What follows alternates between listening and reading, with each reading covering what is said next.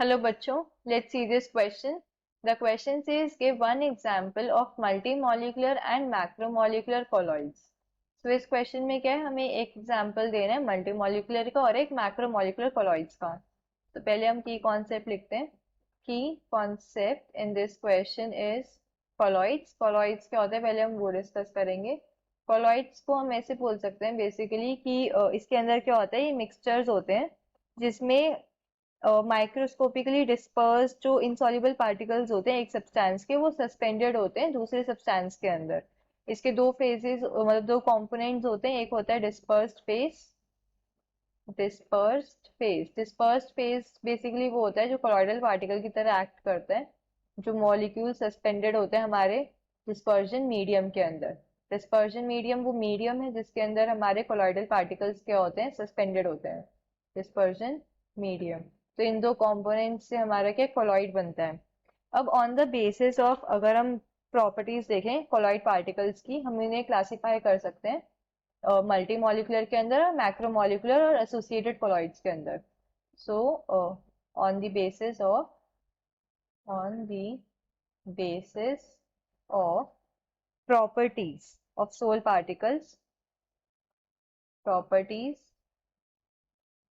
of colloid particles,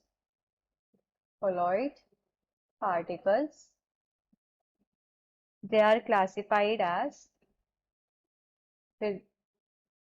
they are of three types,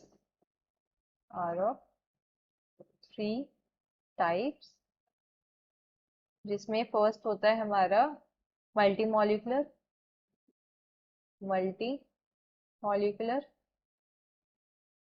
second होता है हमारा मैक्रोमॉलिक्यूलर.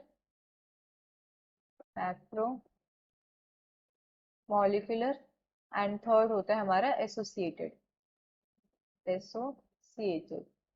नाउ हमें क्या मल्टी मॉलिक्यूलर मैक्रोमॉलिक्यूलर डिस्कस करना है. सो मल्टी मॉलिक्यूलर कॉलॉइड्स क्या होते हैं, मल्टी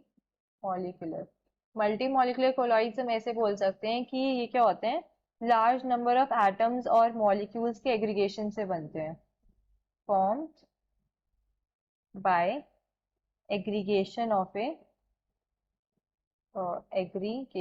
एग्रीगेशन मतलब ऐसे इकट्ठा होना. Aggregation of a large number of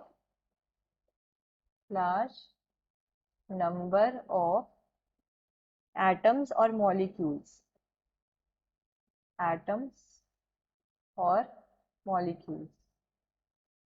तो इसका एग्जाम्पल क्या होगा, इसका एग्जाम्पल हम बोल सकते हैं कि जो गोल्ड और सल्फर के सोल्स होते हैं वो मल्टी मॉलिक्यूलर कोलॉइड की कैटेगरी में आते हैं.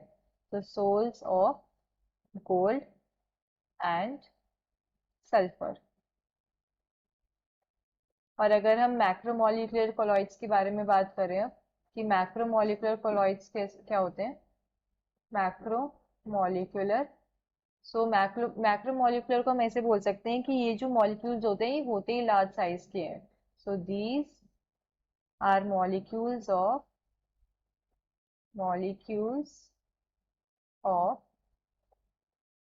Large size.